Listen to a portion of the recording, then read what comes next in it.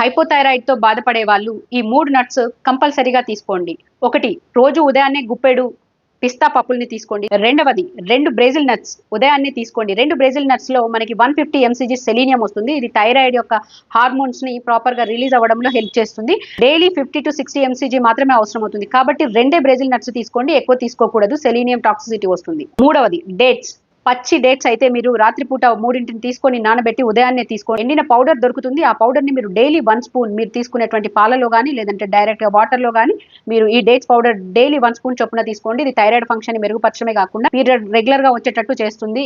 ఇవి బాడీలో మెటబాలిజంని పెంచుతుంది. ఐరన్, కాల్షియం డెఫిషియన్సీని తగ్గిస్తుంది. థైరాయిడ్ అనేది కేవలం అయోడిన్ డెఫిషియన్సీ వలన రాదు. ఇది iodine, selenium, vitamin B, vitamin బి12, magnesium, zinc, vitamin E, vitamin C, vitamin D ఇవన్నీ డెఫిషియన్సీ వలన వస్తుంది. కాబట్టి మీకు ప్రాపర్ న్యూట్రిషన్ అందనప్పుడు మీకు థైరాయిడ్ ఫంక్షన్ అనేది సరిగా జరగదు. ఓన్లీ అయోడిన్ వలన వస్తుంది.